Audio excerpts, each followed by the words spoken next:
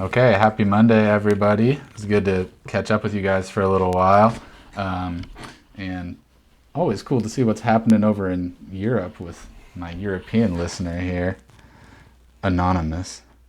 Just kidding. But yeah, we've made it all the way to chapter 11. We are 64%, according to this Kindle apparatus, 64% done with OverSeaUnderstone, the first book in the Dark is Rising sequence.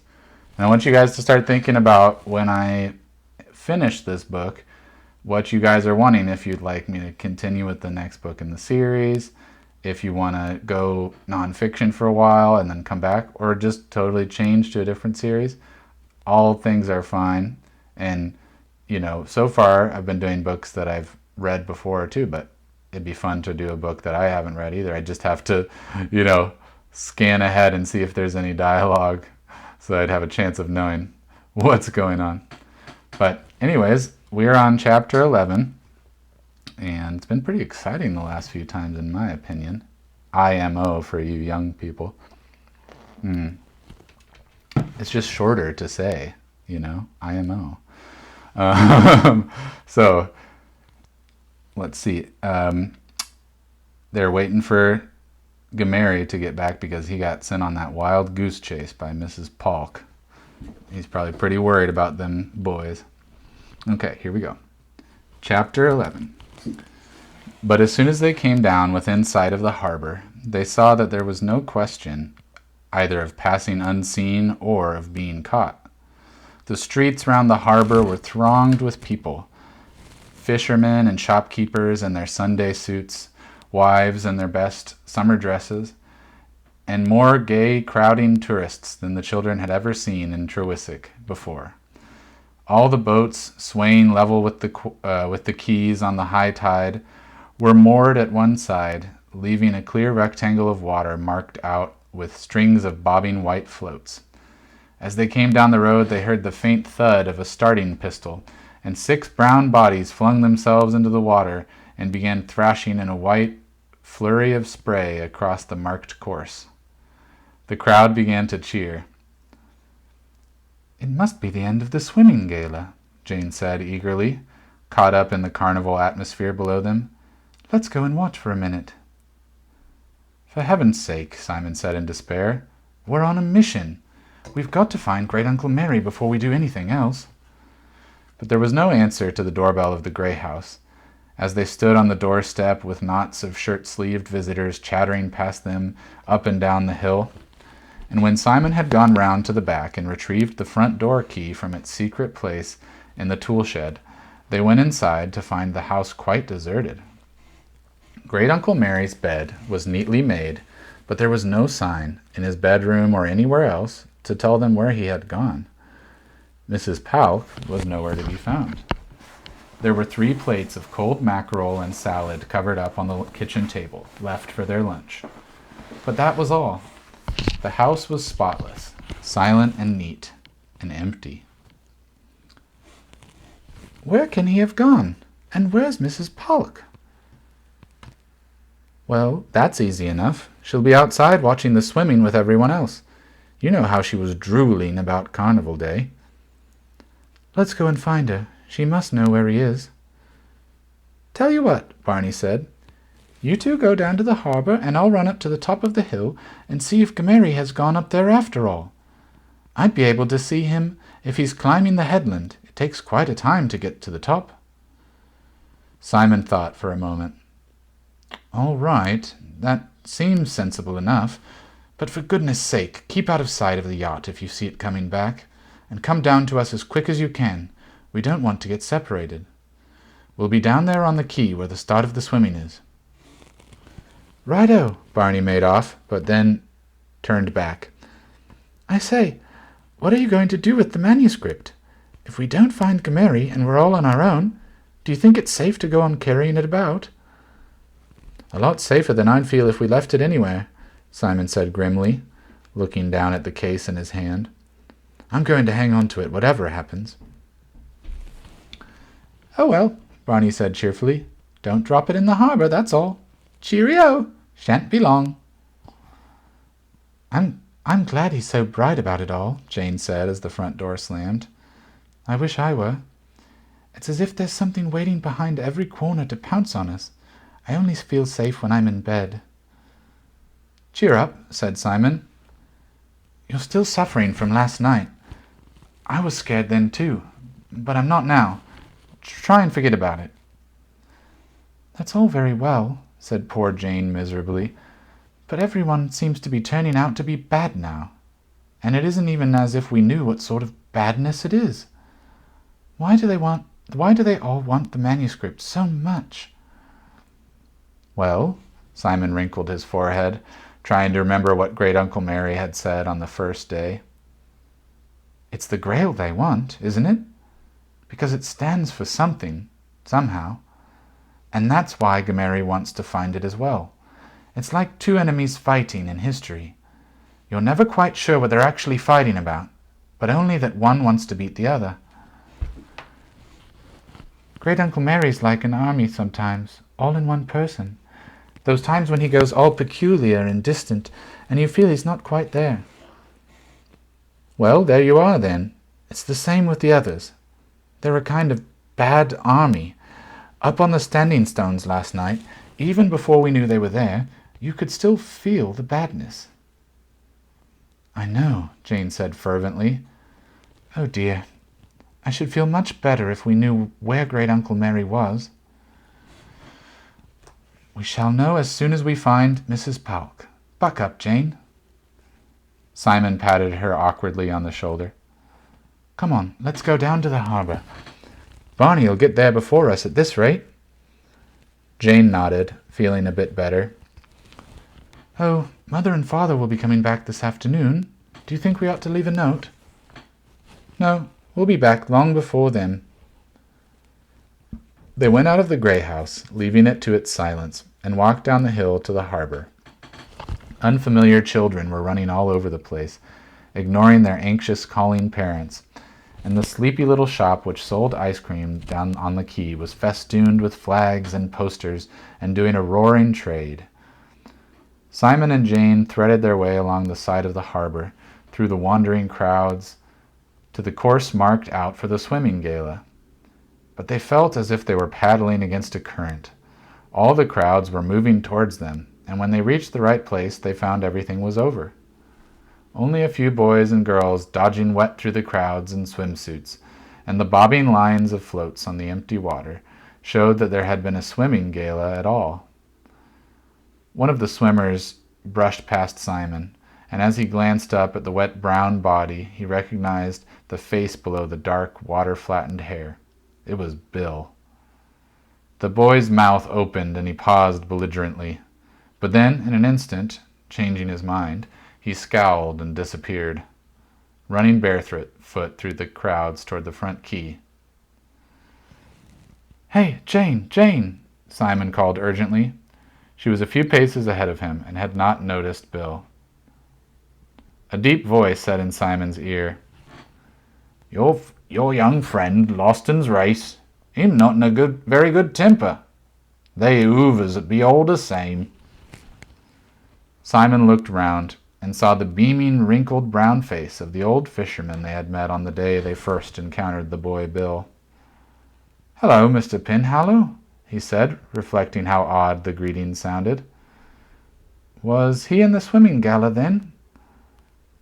Aye, that he were. The race for the championship. Behaved hisself badly as usual, too. Lost by a few yards and turned his back on the winner when the lad went to thanking for a good race. He chuckled. The winner were my youngest. Your son? Said Jane, who had turned back at Simon's call. She looked at Mr. Penhallow's weather-beaten face. He looked much too old to have a son young enough for his swimming rights. That's right, said the fisherman equably. Tough little lad. Him 16 now, on leave from the merchant navy. I say, said Simon, impressed, could I join the merchant navy when I'm 16, do you think? You wait a while, said Mr. Penhallow, twinkling at him. 'Tis a hard life at sea. Barney says he wants to be a fisherman like you now, Jane said, "with a boat like the White Heather." Mr. Penhallow laughed. "That's an idea won't last long, neither. I'd take him out with us one night if he were a bit bigger. Then he'd soon change his tune." "Are you going out tonight?" "No, having a rest." Jane, suddenly feeling one of her shoes damp, looked down and found she was standing in a pool of water. She moved hurriedly. "Those swimmers must have splashed about a lot. There's puddles all along the quay." "Not just the swimming, my love," Mr. Penhallow said. "'Tis the tide. It came right over this morning. Spring tides be higher than usual this month." "Oh, yes," said Simon. "Look, there are bits of seaweed right at the back of the path. It must have washed right up to the wall. Does it often come as high as that?" "Not often. Once or twice a year, usually. March and September." I sound Australian again. That's cracking me up. "'Tis strange to have such big tides in August. I reckon 'tis because of the strong winds we've been having." "How long will it go down?" Jane said, fascinated. "Oh, a long way. The harbour don't look pretty at any low tide, but it do look worse at the biggest springs. Lot of stinking old mud and weed that he don't normally see. You wait till about 5 o'clock today. Still, I dare say you'll be watching the carnival like everyone else then." "I expect so," Simon said vaguely. He was thinking furiously. It was as if the fisherman's words had touched a spring in his brain. "Mr. Penhallow," he said, carefully casual, "I suppose when you get a really low tide like that there's a lot more rocks than usual uncovered outside the harbour?" "Oh, a good old lot," the fisherman said. "They do say 'tis possible to walk all the way round from Trewhick Harbour to the Dodman. That's 2-3 bays beyond Camar Head. But that be nothing more than a tale. I just say the rocks be uncovered, but the tide be coming up again before you was halfway there." Jane was only half listening. "Mr. Penhallow, we were looking for Mrs. Polk. She's the lady who keeps house for us. Do you know her?" "No, Molly Polk," said Mr. Penhallow, chuckling. "I should say I do. Nice lass, she used to be. Still is, but she turned a bit miserly when old Jim Polk died. Costing your mum and dad a pretty penny, I'll be bound. Do anything for a few extra pound, would old Moll. Now I come to think of it, course, she'm your young friend Bill's auntie, too." "Mrs. Polk is?" Jane said, amazed. "That awful boy." "Ah," Mr. Penhallow said placidly. "The two sides of the family don't have much to do with each other, mind. Most of Trewhick forgets they'm even related. Don't suppose Moll likes people to know." "I think Great-Uncle Mary told me once," Simon said. "I'd clean forgotten. He said Bill was Mrs. Polk's no-good brother's son." Jane said thoughtfully, "I wonder whether... Oh, well, it doesn't matter now. Have you seen her anywhere about?" "Let me see now. I did pass the time of day with her. Up on the front quay. She were all dressed up for the carnival, some funny affair on her head, helping with the procession, most like. I reckon you'll still find her up by there, unless she've popped in to have her dinner." The crowds had thinned round them now, milling about instead on the front quay, with here and there groups of bandsmen in bright blue uniforms, clutching large, curly silver instruments and wearing ill-fitting blue-peaked caps. Simon and Jane peered across the harbour, but they were too far away to be able to distinguish faces. "Well, I must be off to find my young Walter. Real cock-a-hoop he'll be." "Remember me to our little fisherman, my dears." Mr. Penhallow toddled off along the quay, grinning to himself. Jane, who had been wondering what it was about him that seemed different, realized for the first time that instead of the blue jersey and long thigh boots, he was in a stiff black suit and shoes that squeaked. "I don't think he should have talked like that about Mrs. Polk," she said, troubled. "You don't know. It might be important," Simon said. "Anyway, what are we going to do now? We've got to find Mrs. Polk to know where Great-Uncle Mary's gone. But Mr. Penhallow says he saw her on the other side of the harbor, and we told Barney we'd meet him here." "I wonder where Barney is. He's surely had time to get up to the top of the road and back by now. Look, you go and see if Mrs. Polk is over there, and I'll wait here till he comes." Simon rubbed his ear. "I don't know. I don't like all this splitting up. We haven't got Great-Uncle Mary, we haven't got Barney for the moment, and if you and I split up, nobody will have anybody else at all. Any one of us could get nobbled and the others not know. I think we ought to keep together." "Well, all right," Jane said. "We'll wait a bit longer. Let's go back to the corner of the front quay and we can cut him off. That's the only way down here. He'll have to pass it." As they walked back, they saw the Trewisic band forming up across the harbor, with the crowd bobbing and weaving round them, and children darting excitedly to and fro on the edge. One or two strange figures stood out among the white shirts and summer dresses, tall, fantastically colored, decked with ribbons and leaves, with monstrous false heads set on their shoulders. "They must be part of the carnival procession. I think it's starting. Listen, what a horrible noise." The band had begun a wavering brassy tune that resolved itself gradually into a recognizable march. "Oh, come on, it's not that bad," Jane said. "I expect they're more used to fishing than playing trumpets. Anyway, it's very cheerful sounding. I like it."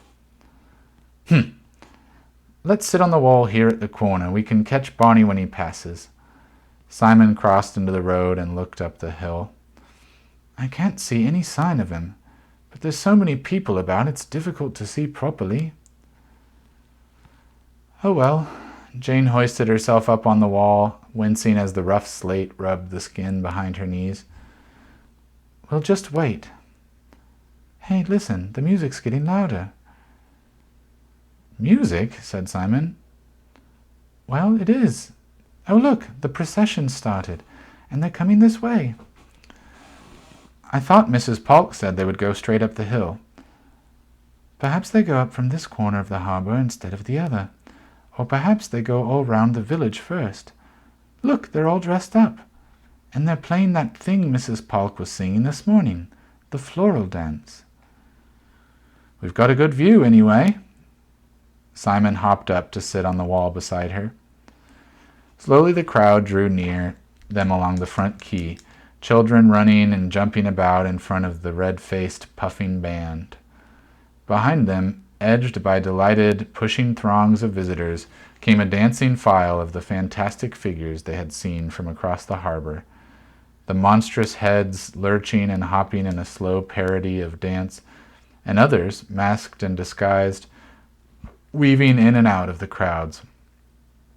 Here and there, they swooped on the bystanders, taking pretty girls by the hand, pretending to strike squealing old ladies with a ribboned wand, guiding the visitors and villagers to join hands and dance with them in rows across the width of the street. "Pom pom dee pom pom pom." The music boomed in the children's ears where they sat on the wall, and the crowds eddied all around them on the corner, overflowing up the hill as well as down. Jane, beaming round her delight at the tops of the giant grinning heads, suddenly stared across the crowd. She pointed and shouted something in Simon's ear. Simon could hear nothing but the music, thrumming round him until the wall seemed to shake. "What?" he shouted back. Jane ducked her head close to his ear. "There's Mrs. Polk. Look! Just over there, with feathers on her head, behind the man covered in leaves. Quickly, let's catch her." And before Simon could stop her, she had slipped down from the wall and was on the edge of the crowd. Simon jumped down after her and caught at her arm just as she was about to push her way across the crowd between two dancing, laughing files. "Not now, Jane!" But he too was swept along for several yards by the dancing crowd before he could draw her back into a clear space. They stood pinned against the far wall of the road, away from the harbor, hemmed in by others standing watching the carnival procession dance by. And that was why they did not see Barney, who had been threading his way down the hill road past the gray house, dodge between people's legs to slip round the corner of the wall, ignoring the procession, and run as fast as he could along the inner quay to the place where they had agreed to meet. Chapter 12.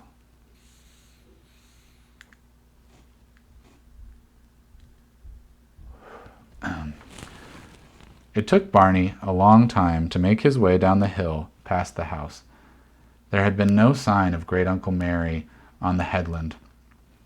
On the road, knots of wandering people were scattered maddeningly about in his path, and 3 times he had to stand aside as a car came grinding up the steep, narrow slope. Barney dodged impatiently to and fro, in and out, with Rufus at his heels.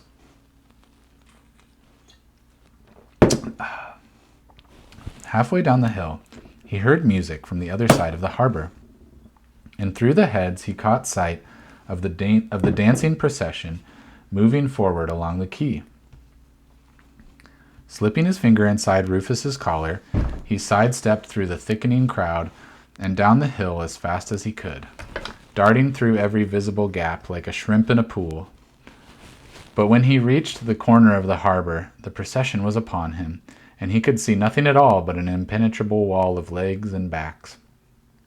He wriggled through behind them, the din of the music thumping in his ears, until he was out of the crowd at last and on the quay. With a sigh of relief, he let go of Rufus's collar and ran with him towards the deserted corner where he had agreed to meet Simon and Jane. There was nobody there. Barney looked round wildly. He could see nothing to give him the slightest hint of where the others had gone. Reasoning with himself, he decided they must have caught sight of Mrs. Polk. She had been very keen on the idea of the carnival and the dancing. She must be in the procession. And it had been Simon and Jane's job to go and find her, as it had been his to go and scout on the headland. They must have gone chasing her, knowing that he would guess where they had gone. Satisfied, Barney went off to find the carnival. He followed the last of the crowd still drifting up the road. Even down in the sheltered harbor the wind was blowing in from the sea, but now and again it dropped for a moment, and Barney heard a tantalizing snatch of music come wafting over the roofs from somewhere in the village. Pom-pom, dee-pom-pom-pom. All round him people were wandering aimlessly about, idly talking. "Where they've gone? We can meet them at the ground. But they danced through the streets for ages yet. Oh, come on." Disregarding them, Barney set off down a little side turning, with Rufus still loping patiently at his heels. He wandered from one winding lane into another, down narrow passages where the slate roofs almost touched overhead, past neat front doors with their brass knockers gleaming golden in the sun, through the cobbled alleys where front doors opened not onto a pavement, but straight onto the street. For a small place, Trewhick seemed to be an extraordinarily endless maze of winding little roads. Straining his ears all the time, Barney followed the sound of the music through the maze. He made 1 or 2 false turns, losing the sound. Then gradually the band grew louder, and with it he began to hear the hum of voices and the rasping shuffle of feet. He snapped his fingers to Rufus and broke into a trot, swinging from one quiet, deserted little alley into the next. And then suddenly the noise burst on him like a storm, and he was out of the muffling, narrow street and among the crowds, out in the sunshine, filling a broad road where the procession jogged and danced by. "Come on, my white-headed boy," someone called to him, and the people nearby turned and laughed. Barney could not see Simon and Jane amongst the dancers, and there seemed little chance of being able to get to them even if he did. He gazed fascinated round him at the bobbing giant heads, the bodies beneath them fantastic and gay in doublets and red, yellow, blue hose. Everywhere he saw costumed figures. A man dancing stiff as a tree, a solid flapping mass of green leaves, pirates, sailors, a hussar in bright red with a tall cap, slave girls, jesters, a man in a long blue silk gown made up as a pantomime dame, a girl all in black, twirling sinuous as a cat, with a cat's bewhiskered head, little boys in green as Robin Hood, little girls with long fair hair as Alice, highwaymen, Morrismen, flower sellers, gnomes. It was like nothing he had ever seen before. The dancers whirled in and out of the crowd on the edge of the street where he stood. And then suddenly, before Barney knew what was happening, they were dancing round him. He felt someone catch at his hand, and he was drawn out into the center of the dancing crowd, among the ribbons and feathers and bright bobbing heads, so that his feet fell into step with the rest. Breathless, grinning, he glanced up. The black-gloved hand holding one of his own belonged to the figure of the cat, twirling in the skin-close black tights with a long black tail swinging out behind, and whiskers bristling long and straight from the head mask fitting over the cheeks. He saw the eyes glint through the slits and the teeth flash. For a moment, among the dancing figures all round, he saw close to him one in a great feathered red Indian headdress, with a face startlingly like Mrs. Polk's. But as he opened his mouth to call, the black cat seized both his hands and wheeled him round and round in a dizzy spiral through the ranks of the crowd. People glanced down at him and smiled as he passed, and Barney, giddy with the music and the speed and the twisting black limbs of the cat before his eyes, flung himself laughing round where it swung him, until he came up with a sudden halt against the long white robes of a figure dressed as an Arab sheikh, moving with the rest so that the robes were swung wide and billowing by the breeze. And glancing up through a world swaying with his own giddiness, Barney had time only to glimpse a slim figure and a dark-skinned, lean face before the cat swung him by the hands straight into the outswung, muffling folds of the man's white robes. The robe twisted round him as he staggered, still laughing, in the sudden gloom, and then so quickly that he had no time even to feel alarmed. The man's arm came round him like an iron band and lifted him from the ground, and the other hand muffled his mouth in the folds of the cloth, and Barney felt himself being carried away. Before he could struggle, he was swung in a scuffling moment through the roaring music and the crowd. Pushing ineffectually against the man's chest, he felt him run a few steps and heard the noise of the voices and the band suddenly grow fainter. He kicked out blindly and felt his toes hit the man's shins, but he was only wearing sandals and could do no great harm. The man gave a muffled curse but did not pause, jolting him along for a few more steps until Barney felt himself swung higher into the air and dropped on to a padded seat that protested with the noise of springs. The robe fell loose from his mouth. He yelled and went on yelling until a hand came back and pressed hard against his face. A girl's voice said urgently, "Quickly, get him away." A voice almost as light as a girl's, but masculine, said curtly, "Get in, you'll have to drive." Barney suddenly lay quite still, all his senses alerted. There was something familiar about the second voice. Oh, let me try it again then. "Get in, you'll have to drive." Barney suddenly lay quite still, all his senses alerted. There was something familiar about the second voice. He felt a coldness at the back of his neck. Then the pressure of the hand over his mouth relaxed a little through the cotton folds, and the voice said softly, close to his ear, "Don't make a noise, Barnabas, and don't move, and nobody will be hurt." And suddenly Barney knew the black-masked figure of the cat and the dark man in sheik's robes. He felt the seat shudder slightly as the noise of a powerful car's engine coughed, and then rose in a throbbing howl. Then the note deepened, and he felt a lurch and knew that he was being driven away. Rufus jumped nervously back from the shuffling, dancing feet that had enclosed Barney in the crowd.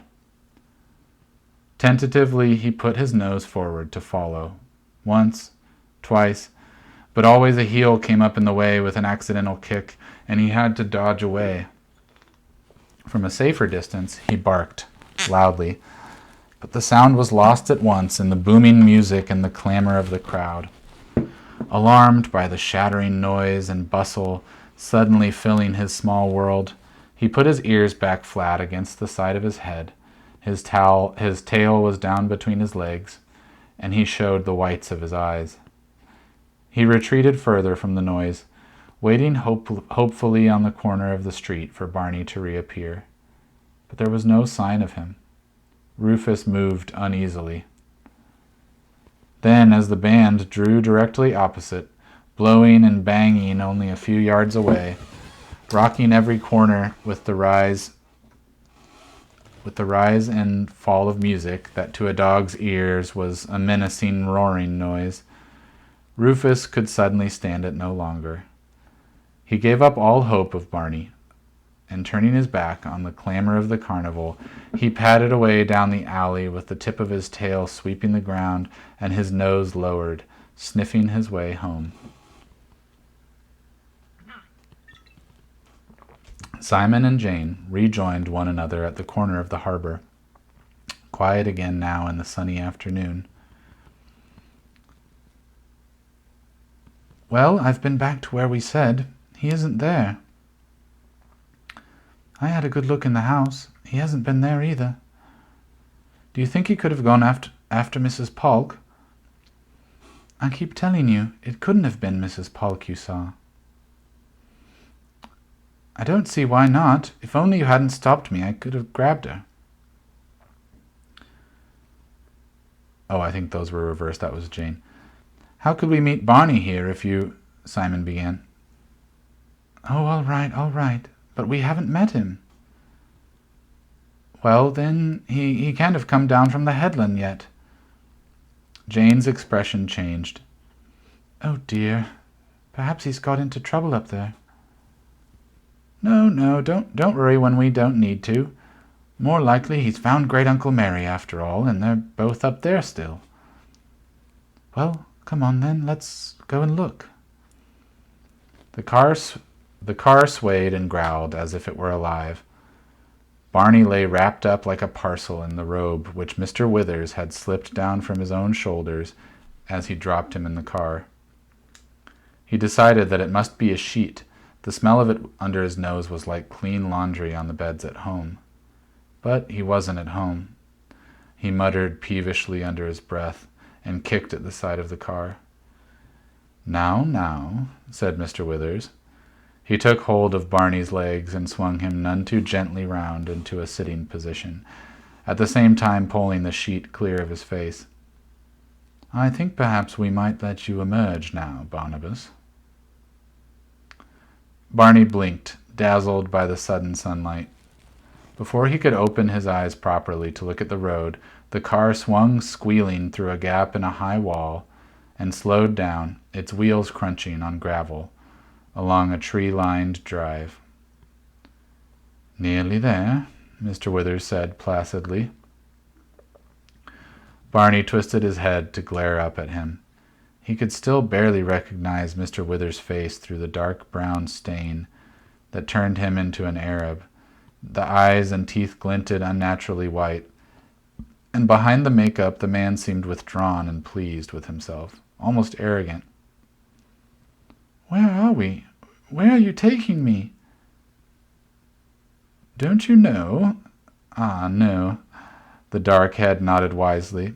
"Of course, you would not. Well, you will know soon, Barnabas." "What do you want?" Barney demanded. "Want? Nothing, my dear boy. We're just taking you for a little ride, to meet a friend of ours. I think you'll get on very well together." Barney saw through the trees that they were coming to a house. He looked down at the sheet still twined round him and wriggled to move his arms free. Mr. Withers turned quickly. "Take this stupid thing off me. I feel silly." "Just a little joke of ours," Mr. Withers said. "Where's your sense of humor, Barnabas? I thought you were enjoying yourself." He leaned over and began pulling the sheet free as the car drew up outside the peeling front door of a big, deserted-looking house. "You'll have to hop out if you can. I can't loosen it properly in here." He spoke casually, easily, with no trace of menace in his voice, and as Barney glanced at him suspiciously, the white teeth shone briefly again, and a smile. The girl slipped out of the driving seat, moving like a snake in her black tights, and came round to open the door at Barney's side. She helped him out and spun him round to pull the sheet away. Barney staggered, his arms and legs so stiff with cramp that he could hardly move. Polly Withers laughed. Her head was still a fantastic sight in the close-fitting black cat's mask, covering all her face but the eyes and mouth. "I'm sorry, Barney," she said companionably. "We did overdo it a bit, didn't we? You danced jolly well, I thought. I was almost sorry to stop. Still, never mind. Now we'll go and have some tea if it isn't too early for you." "I haven't had any lunch," Barney said irrelevantly, suddenly remembering. "Well, in that case, we must certainly get you something to eat. Good gracious, no lunch. It's all our fault, I expect. Norman, ring the bell. We must feed the poor boy." Mr. Withers, making a concerned clicking noise with his tongue, crossed from the car and pressed the bell next to the big door. He was all in white still, but in shirt sleeves and white flannels without his Arab robe. His bare arms were stained the same dark brown as his face. Barney, following him slowly with the girl's hand resting lightly on his shoulder, was puzzled by their friendliness. He began to wonder whether he had been seeing everything in the wrong light. Perhaps this was, after all, only a joke, part of the fun of Carnival Day. Perhaps the Witherses were perfectly ordinary people after all. They had never actually done anything to prove beyond doubt that they were the enemy. Perhaps he and Simon and Jane had got things all wrong. Then he heard footsteps echoing faintly within the house, clumping gradually nearer, and the door was opened. At first he did not recognize the figure in tight black jeans and a green shirt. Then he saw that it was the boy Bill Hoover, who had chased Simon for the map. And in a moment he remembered the scene on Kamar Head that day, the greed on Miss Withers' face when she had looked at the map, and he knew that they had not been wrong after all. Bill's face lit up out of its downturned sullenness as he saw Barney, and he grinned at Miss Withers. "You got in, then?" he said. Mr. Withers cut in quickly, stepping forward and almost pushing the boy out of the way. "Hello, Bill," he said smoothly. "We've brought a young friend of ours on a visit. I don't think anyone will mind. We could all do with something to eat. Run and see if you can manage to rustle anything up, will you?" "Mind?" the boy said. "I should say not." He looked at Barney again with the same eager, unpleasant grin, then turned and disappeared down the long corridor, calling something into an open doorway as he passed. "Come along in, Barney," the girl said. She propelled him gently through the door and shut it behind her. Barney looked round him in the long, empty passage, at the marks of damp on the fading wallpaper, and he felt very small and lonely. He heard a deep voice call from somewhere inside the house. "Withers, is that you?" Mr. Withers, who had been standing surveying Barney with a slight smile, jumped and put his hand half-consciously up to his collar. "Come," he said curtly. He took Barney by the hand and led him down the corridor, their footsteps echoing on the uncarpeted wooden floor, to the doorway of a room at the far end.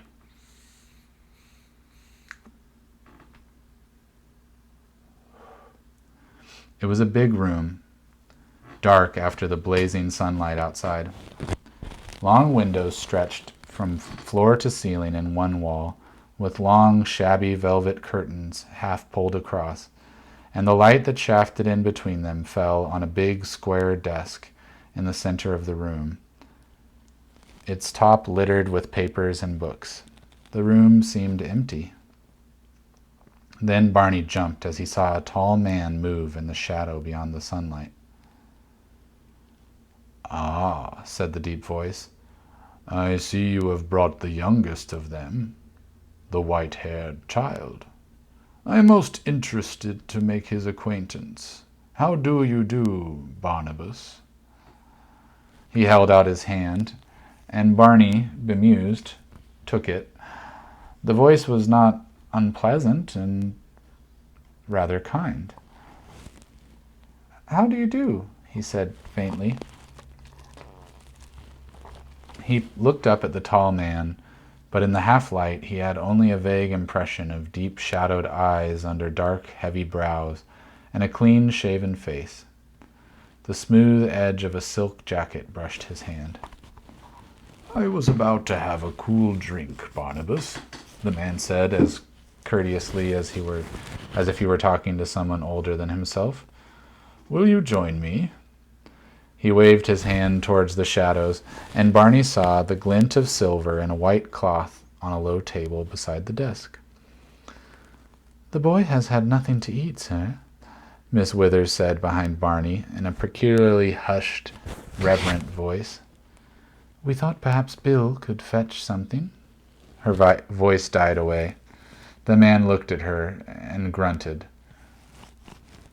Very well. Polly, for goodness sake, go and change into some normal clothes. You look ridiculous. The necessity for fancy dress is over. You are not at the carnival now." He spoke sharply, and Barney was astonished at the meekness with which Miss Withers answered him. Yes, sir, of course."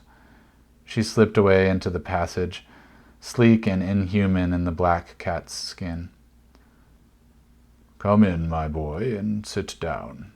He spoke softly again, and Barney came slowly forward into the room and sat down in an armchair. It creaked with the crackling rustle of wicker work, and he suddenly felt for an instant that he had been in the room before. He glanced round, his eyes growing accustomed to the dim light, at the dark walls and the shelves of books rising to the ceiling. There was something, but he could not place it. Perhaps it was just that the room reminded him a little of the Grey House. As if he read his thoughts, the man said, "I hear you are on holiday in the Grey House, above the harbor." Barney said, surprised at his own daring. "It must be a very interesting house. That seems to be the only thing anyone ever says to us." The man leant forward, resting his hand on the edge of the desk. "Oh?" The deep voice rose a little with eagerness. "Who else has asked you about it?" No one important," Barney said hastily. "After all, it's a nice house. Do you live here, Mr.?" "My name is Hastings," the big man said, and at the sound of the name Barney again felt the flicker of familiarity, vanishing as soon as it came. Yes, I do. This is my house. Do you like it, Barnabas? It's rather like the Grey House, as a matter of fact, Barney said. The man turned back towards him again. Indeed? Now what makes you say that? Well, Barney began, but then the door opened again and the boy Bill came in carrying an enormous tray with a big jug of milk and some bottles of lager, glasses, and a plate piled with sandwiches. He crossed the room to where the tall man stood and put the tray down on the desk, nervously, just within reach, as if he were frightened to come too near. Miss Withers said for something to eat, sir, he said gruffly, already backing towards the door. The man waved him away without speaking. The sight of the sandwiches made Barney realize how long it had been since breakfast, and he felt more cheerful. He sat back in the creaking chair and glanced round him. It could have been worse, he thought. The mysterious Mr. Hastings seemed to mean him no harm, and he was beginning to enjoy the sight of all their enemies cringing in terror before someone else. He took a sandwich from the plate held out to him and bit into it cheerfully. The bread was soft and new, with plenty of butter, and in the middle there was some kind of delicious potted meat. He began to feel better still. Mr. Withers moved silently across to the desk and poured him out a glass of milk, then began opening the bottles of lager. The big man called Hastings sat down in the chair behind the desk and swung gently from side to side, regarding Barney thoughtfully from beneath his heavy brows.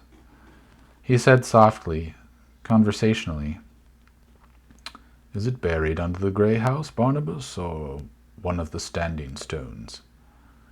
Halfway through a gulp of milk, Barney suddenly choked. He groped for the desk and put his glass down with a bang, and leaned forward, coughing and spluttering. Mr. Withers, soft-footed, crossed to pat him on the back. "Dear me, Barnabas," he murmured, "has something gone down the wrong way?" Barney, his mind working furiously, went on coughing for rather longer than he needed to.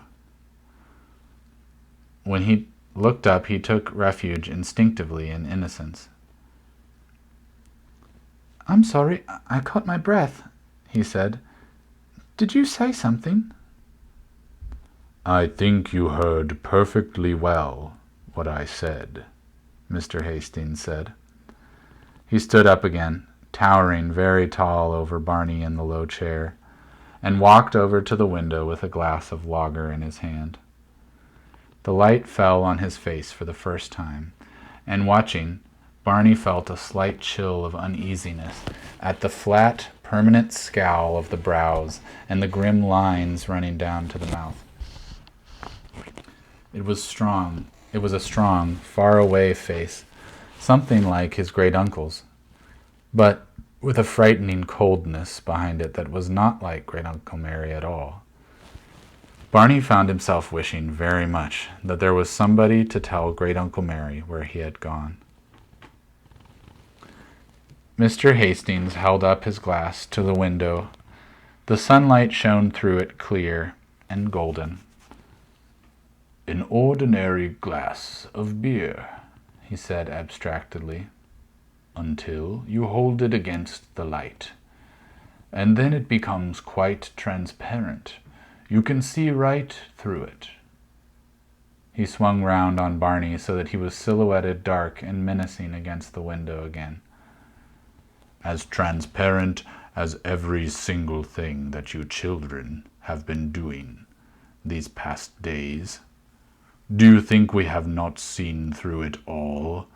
Do you think we have not been watching?"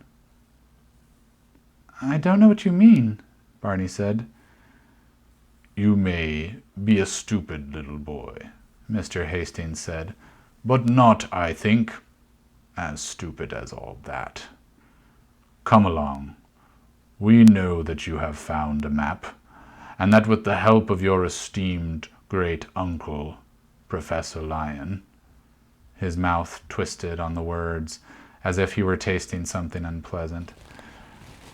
"You have been attempting to trace the place to which it leads. We know that you have come very near the end of that track, and since, my dear Barnabas, we cannot afford to risk you reaching the end of it, we have decided at last to draw in the net and put a stop to your little quest. That is what you are doing here." Barney shivered at the menace in the cold, deep voice.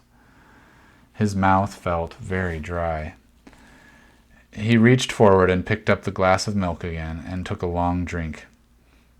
"I'm sorry," he said, blinking wide-eyed at Mr. Hastings over the rim of the glass and licking a mustache of milk away from his upper lip. I don't know what you mean. Could I have another sandwich, please?" Behind him he heard Mr. Withers' sharp, shocked intake of breath, and for a second a very small voice deep inside his brain crowed with triumph. But he watched the tall figure by the window apprehensively.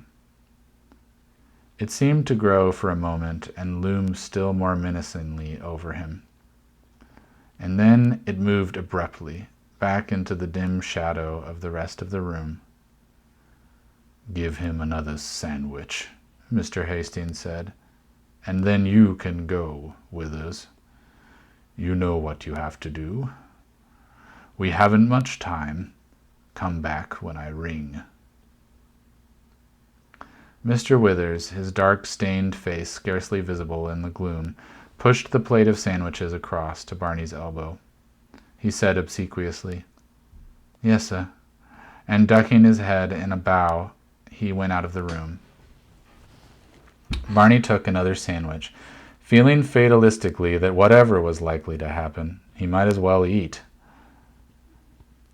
Why do they all call you sir?" he said curiously. The tall man came and sat at the desk again, playing with a pencil between his fingers. "Who is there that you would call sir?"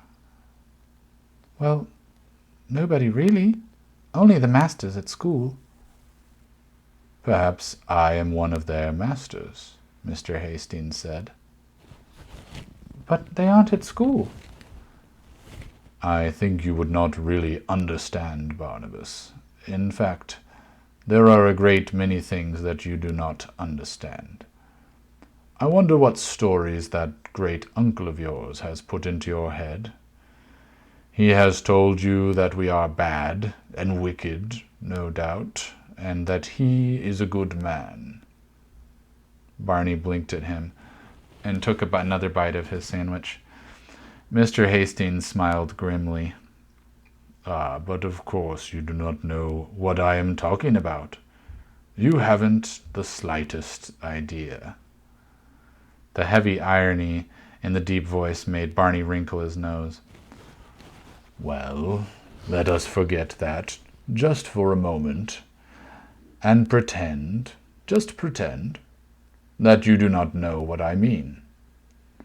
You have been led to believe, I think, that my friends and I are everything that is evil. That we want to follow up the clues in the map because we can do bad things with what we find. You have nothing to go on but your great-uncle's word, and perhaps one or two strange things that Polly or Norman Withers may seem to have done." The voice dropped until it was silky and very gentle. "But just think, Barnabas, of the strange things your great-uncle does. Coming out of nowhere and vanishing again. He has vanished again today, has he not? Well, no, of course. You can't answer me, because we are only pretending that you know what I am talking about. But this is not the first time he has unexpectedly disappeared, I think. And it will not be the last." He stared at Barney, dark eyes penetrating and level from beneath the overhanging brow. Barney ate his sandwich a little more slowly, unable to take his own gaze away.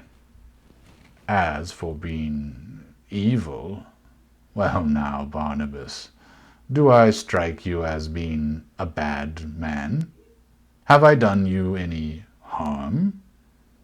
There you sit, eating and drinking quite happily, certainly not looking alarmed. Are you frightened of me? You had me kidnapped, Barney said flatly.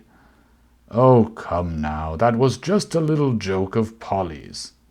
I wanted to talk to you, that's all. Mr. Hastings sat back in his chair and spread his arms wide, with the tips of his fingers just touching the edge of the desk. Now look, my boy, I will make a bargain with you. I will tell you what is actually behind everything that has been going on these last days, and you will not stop playing this game, and you will stop playing this game of not having seen the map. He did not wait for Barney to say anything. We are indeed hunting the same thing that your great uncle is hunting, my friends and I. But whatever story he has spun you about us is, quite frankly, a lot of moonshine. Your great uncle is a scholar, and an outstanding one.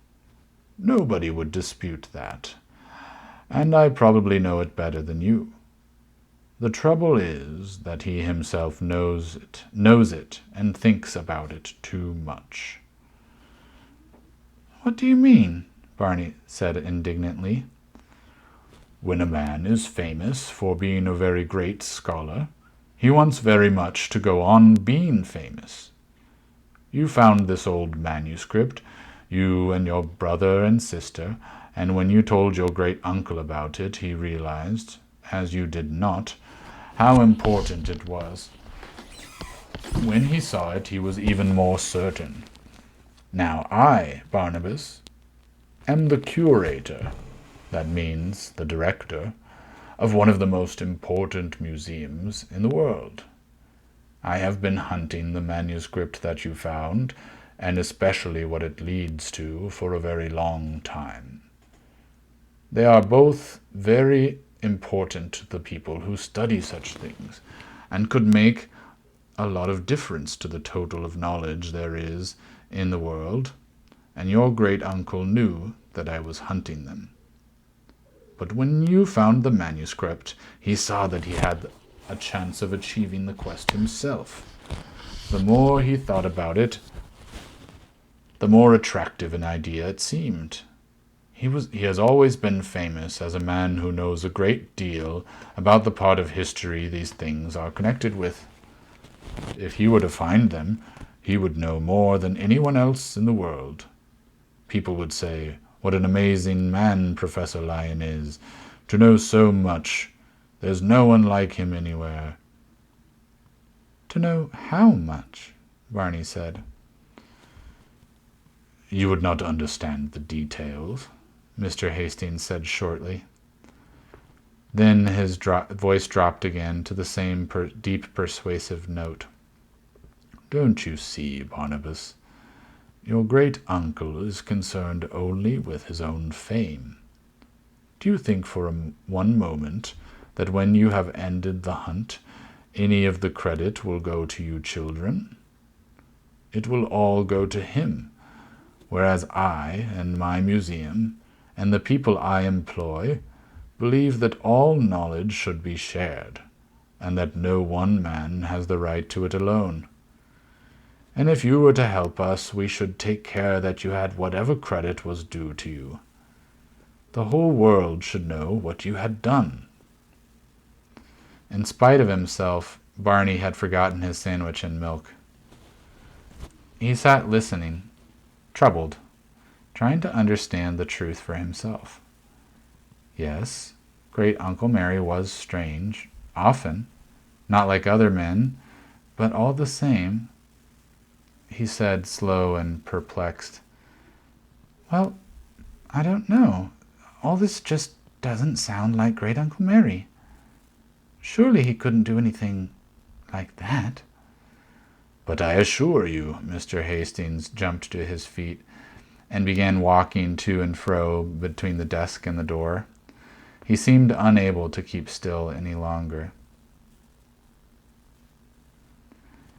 Many people one knows well, often most excellent people, can prove capable of the most curious acts.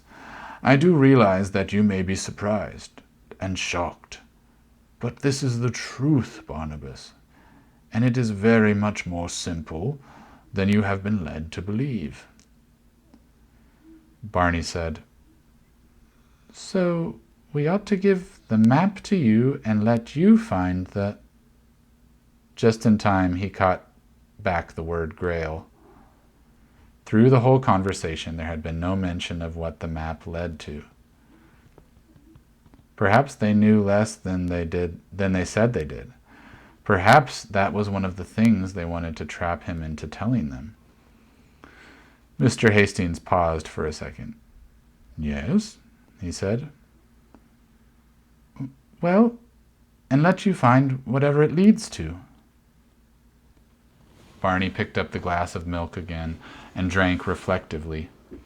Because then you would be able to put whatever it is in your museum, and everyone would be able to know about it. Mr. Hastings nodded gravely. There you have it, Barnabas. All knowledge is sacred, but it should not be kept secret. I think you understand. This is something you should do, that we should do, in the name of scholarship.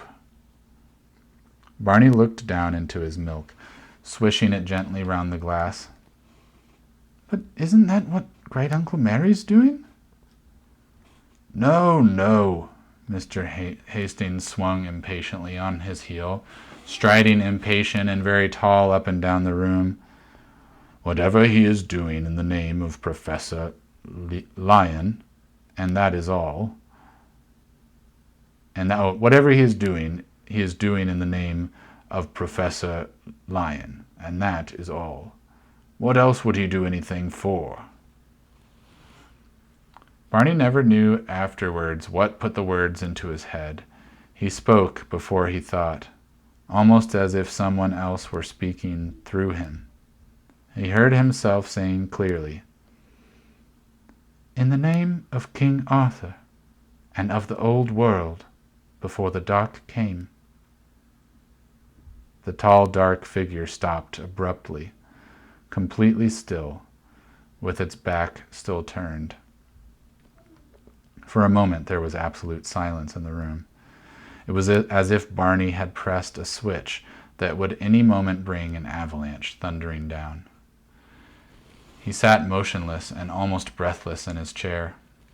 Then, very slowly, the figure turned.